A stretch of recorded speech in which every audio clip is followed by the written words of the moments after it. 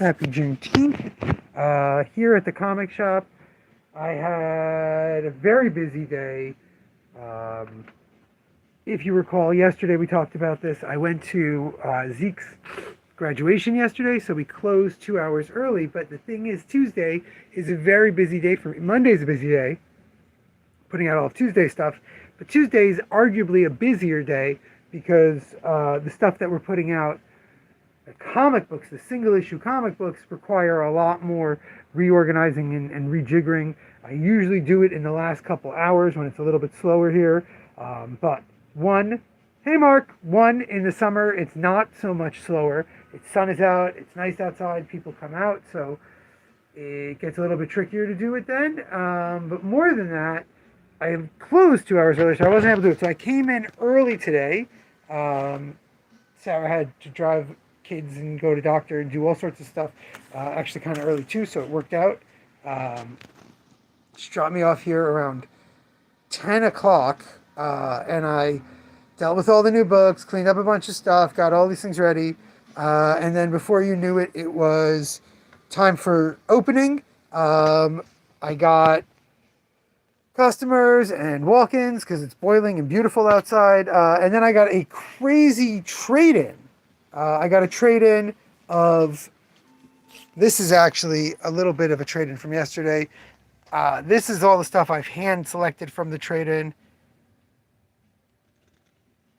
Why Nuke? Oh boy, you're asking some tough questions, Joe. That's my old nickname. It's my old family nickname that we used on the SIP forum. I think we talked about this on the podcast once. It was a family nickname given to me when I was like 11. And until I was about 25, it's basically what I told people to call me because I couldn't handle people just butchering my name all the time. Not that I think you would, Mark. You can do the but yeah, it's just a remnant of a different point. There's still people who call me my even younger, the family nickname I had when I was even like little, when I was like 4 or 5. We won't go into what that one is, but there's still a tiny handful of people who call me that. But Nuke is literally when I'm at my parents call me Nuke. That's what they're like. Nuke, can you get this? Can you grab that? So it's kind of weird, but it's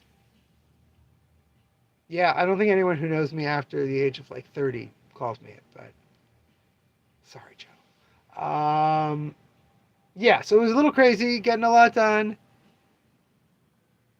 Yes, you do, Mark. Your linguistic skills far exceed mine and probably most people who regularly watch this. Though yesterday, Joe, I don't know if you were with us live. Mark was here. We got a flooding of people, Russian and Cyrillic, probably not English speakers.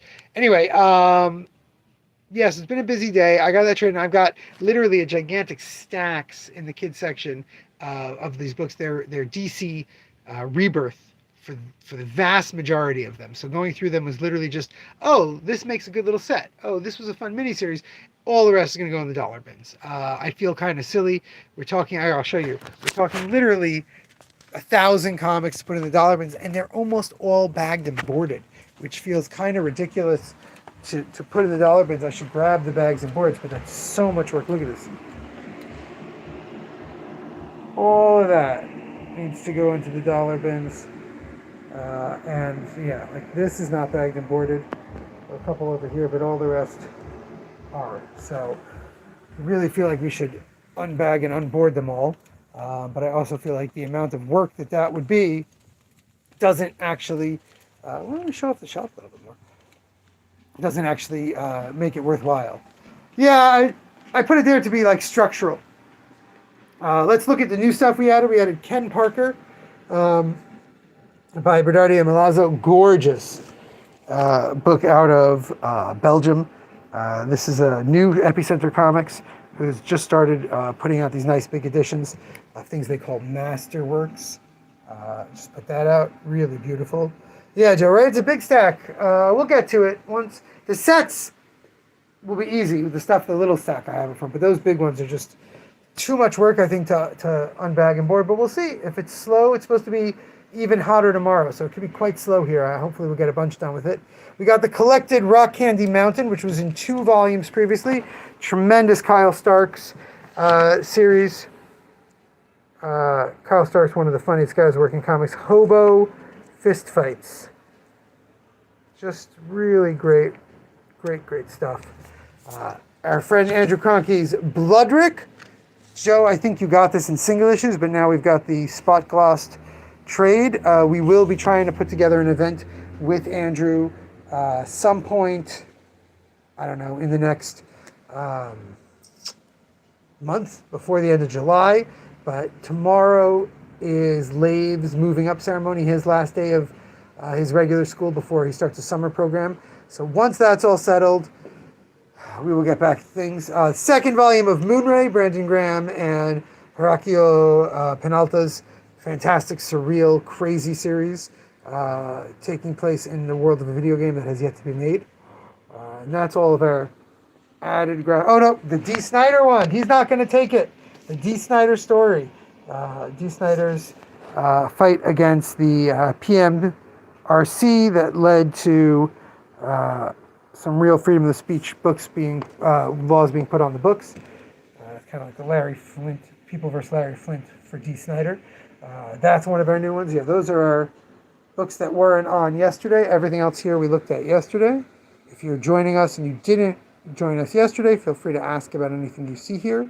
If you're watching it later, you can always go back to yesterday's live stream or check it out, after this one. Now we're going to go look at the single issues. All right, I'll get you the D. Snyder one, Joe. Your other stuff's already packed up, so it'll go with your next shipment. We've got some very interesting single issue books. Black Forge Chronicles we talked about yesterday. It's a self-published book. Saga meets Trekker. Destro, the new G.I. Joe book all about weapons dealer Destro and his family trying to use Energon. This one, which we're going to skip for a second. Venomverse Reborn, the next Venomverse crossover series, new Venom in each one. The writer, Josh Gad, Berkowitz Brothers, and Ariel Olivetti's new series that's apparently already been licensed to something. Ultimate Spider-Man 6, Spectograph, the scary Christian Ward, James Tynion ghost story architecture book, which is quite lovely. I just read the first issue finally a couple days ago. Has it say, Dave? Second issue. Venom Separation Anxiety, second issue. It's David Michelin returning of writing stories in between the reality, the miniseries that previously existed for Venom. Last Ronin Re-Evolution, second volume. Judgment Day, second volume. Crying Boy, third issue. The Displaced, fifth issue. Helen of Windern, third issue. Really love this series. Look at this. Look at Bill Casabre. Look at that. Uncanny Valley, Hercules, Man's Best. All of these. We've got all the issues of the series. Then we got some great covers. This homage Amazing Spider-Man cover had to be out there. This World's Finest, the animated series versions had to be in there. Black Panther issue 2, Joe, this you got. The Dracula issue 2 of Bloodhunt. This Catwoman variant. Crisis number 3, you got that, Joe. And then there's issue of Nightwing. A new Penthouse Comics. This I shared in my Instagram stories. This fantastic cover by Sergio Aragonés is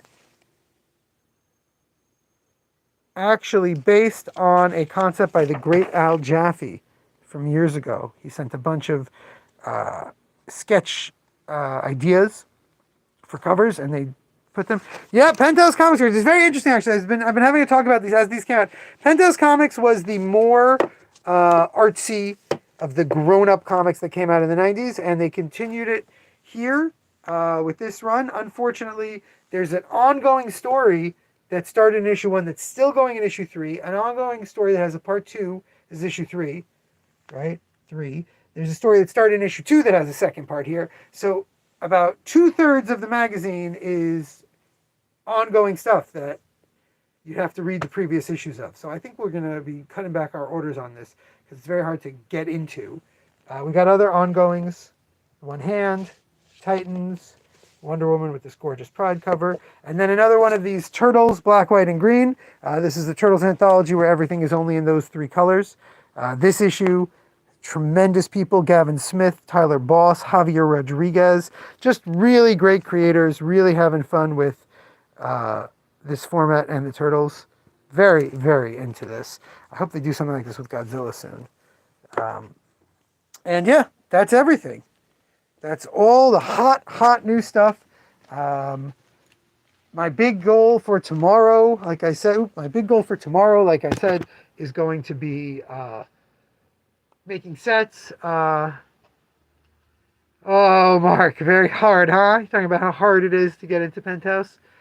Wonderful. This issue, we got a couple extra of specifically because our Brandon Graham, who did that Moonray book, has a whole thing about working as an artist on pornography sets, which I think is fascinating.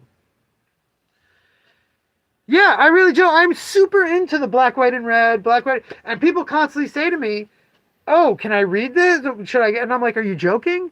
There's the Darth Maul one. Latest issue is just one 20-page story. Black, white, red. Darth Maul kicks a bunch of ass. Like, that's great. Every comic series can be that. Doesn't have to be black, white, and red. Just every issue is a different person telling a story with the character. I love it.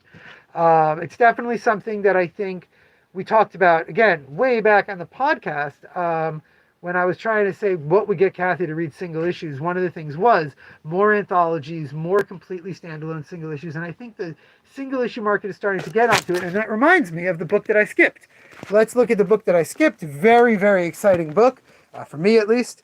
Uncle Scrooge and the Infinity Dime. It's a brand new Marvel-made Uncle Scrooge comic.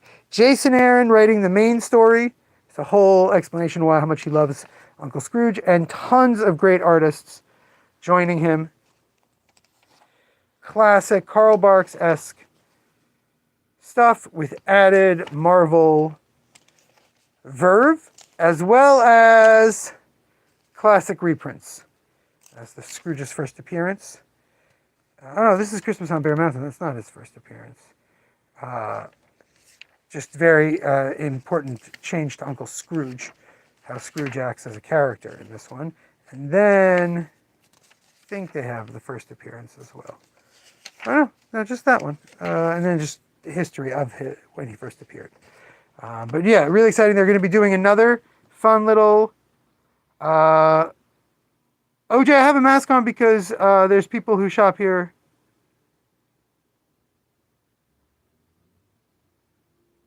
who prefer masking, so it doesn't really bother me, and I wear it. Yeah, so Marvel and Disney are doing a what if Donald Duck became Wolverine, what if Donald Duck became Thor, and that's going to be fun, though I think the Uncle Scrooge standalone is more fun than the others. Anyway, like I said, that's all of our new stuff for this week. And whew, lots for me to do with these hopefully new sets and new single issues that will be going in the back tomorrow. Going to be very, very hot here in town tomorrow. So like I said, I should have some time to make it. Right now there's no one in the shop, so I'll take the mask off. There's just someone digging in the back. I also just finished my read through for my next video, my next recommendation go through long video that Joey, who's digging in the back right now, is going to have to edit. So I don't know when it's going to go up, but we might get another one in before the end of June. Yeah, that's it. Tomorrow I will hopefully talk about all the wonderful sets I made and how I got all the dollar books at least squirreled away somewhere rather than stacked up back there as a mess. Until then, remember, damn it, babies, you gotta be kind.